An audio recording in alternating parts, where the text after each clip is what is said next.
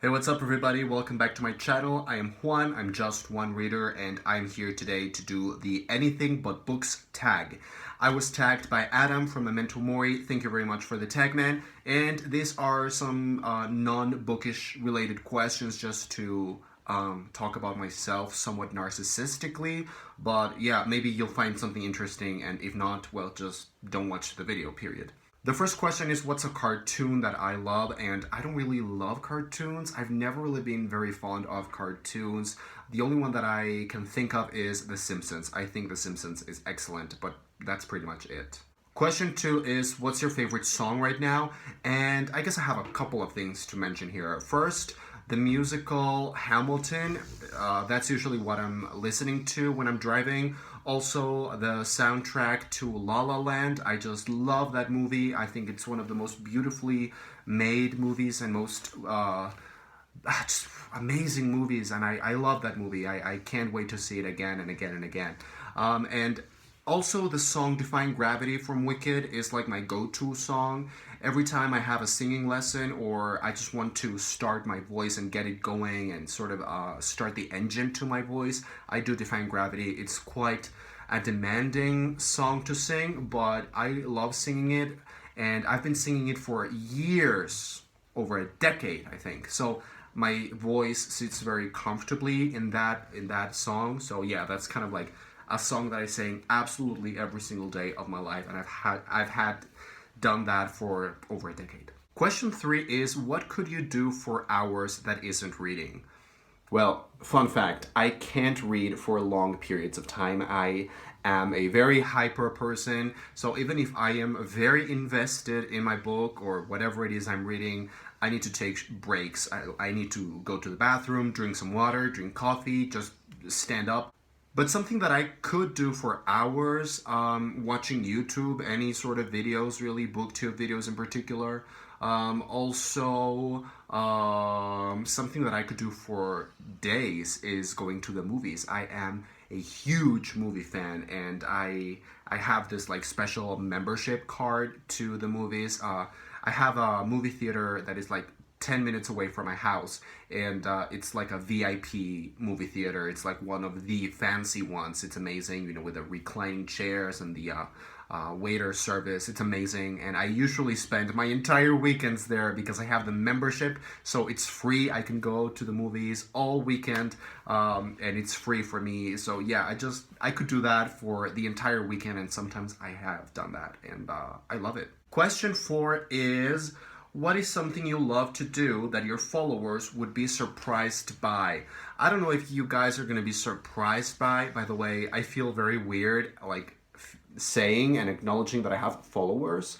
But yeah, something, I don't know if this is going to be surprising because I have mentioned it quite often, but I am a training psychoanalyst, so that means I have my consulting room, I see patients, I supervise my patients, so that's something that I love, and some people just don't know that about me on BookTube. Also, I trained as a classical opera singer for a few years, and I still love it, even if I'm not going to pursue it professionally. I do it as a hobby.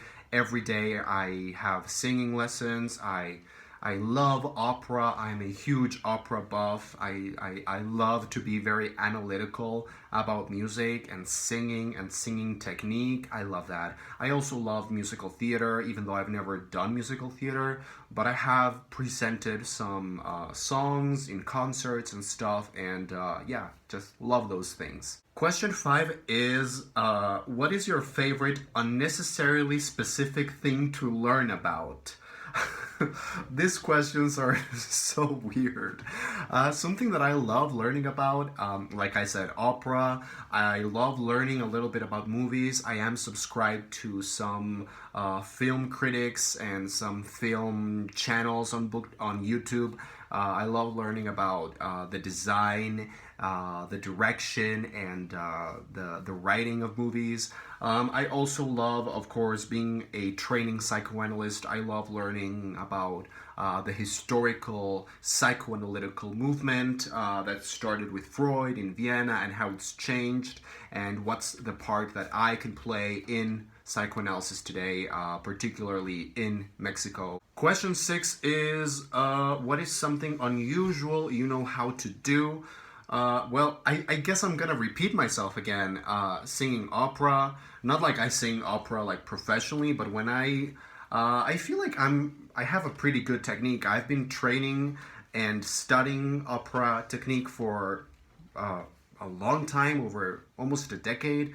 I'm not pursuing it professionally, but I do feel like I have a strong technique when I am properly warmed up and when my body just feels right and I feel like the voice is there for me. I feel like I can do a pretty good job, particularly the songs and the arias that I have rehearsed the most. Yeah.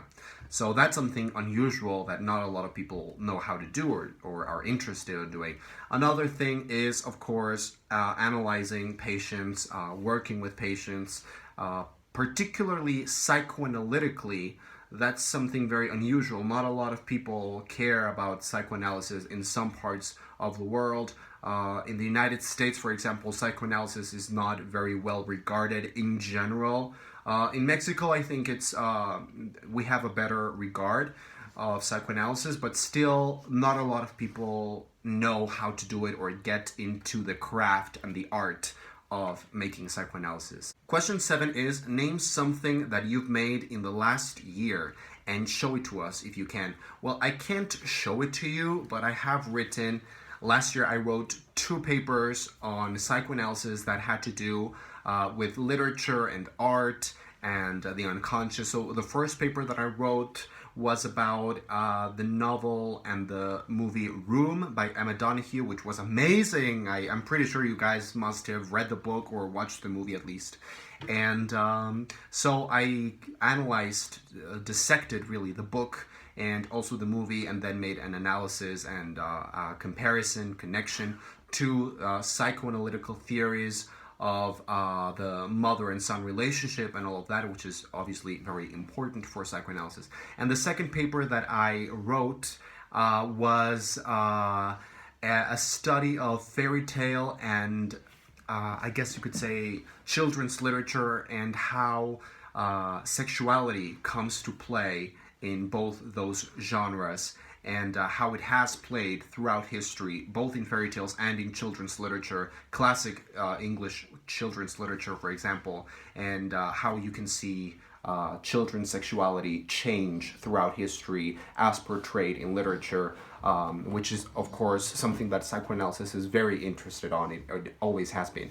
And I presented both of these papers at the Mexican Psychoanalytical Society, which is where I work and study. And I love that experience. I love presenting those papers. It's very challenging, it's very difficult, but I love it. Question 8 is, what is your most recent personal project? This one has to be my own consulting room, my private practice, which is, I rented this very cool place in a very nice, like, downtown part of Mexico City. I feel very privileged to have my office, my consulting room there, and that's where I receive my patients. And of course, I'm just getting started in this craft, this endeavor that is becoming a psychoanalyst, but I'm pretty confident that I will make it, and I just feel very inspired and very happy. Question 9 is, tell us something you think about often, maybe while staring out of the window. Okay, that's weird. These questions are quite bizarre. I think a lot about the books that I'm reading. I think a lot about movies. Obviously, I love movies. I am always thinking about the movies that I've watched recently. For example, right now I can't stop thinking about La La Land. I can't stop thinking about Nocturnal Animals, Captain Fantastic. I can't stop thinking about how much I want to watch La La Land again, and how much I want to watch Moonlight, which just came out in Mexico City this weekend, today actually. I think a lot about those things. I think a lot about the long way that I have to go to become a psychoanalyst, which is a very long, difficult way, but I think I'm getting there.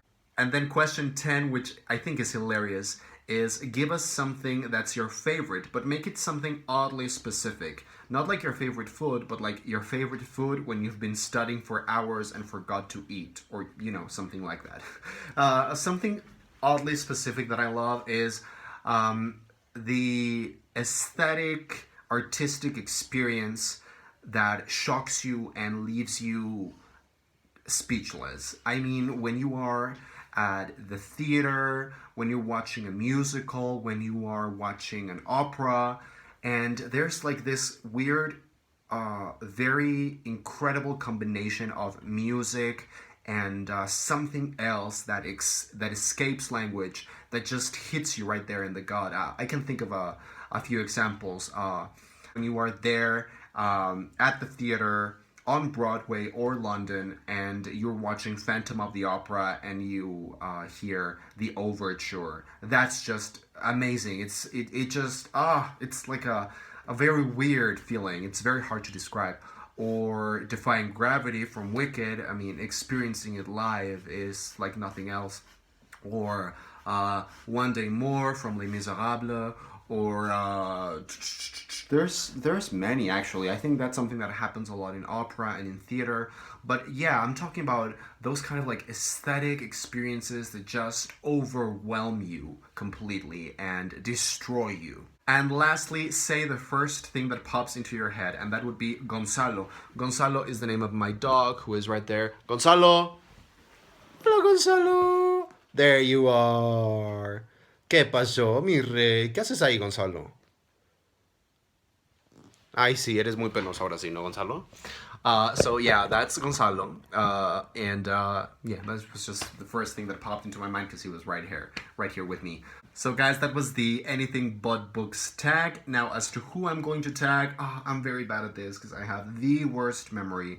I'm gonna tag some people that I'm watching here. Simon from Savage Reads, Stephanie from That's What She Read, Franny from Franny for Thoughts. I'm gonna tag Jer Sings and Reads, Jeremy from Jer Sings and Reads, and I'm gonna tag anyone else that wants to do this tag. I'm sorry if I'm not mentioning a lot of people. I just have the worst memory. Thank you very much for watching. I'll see you next time.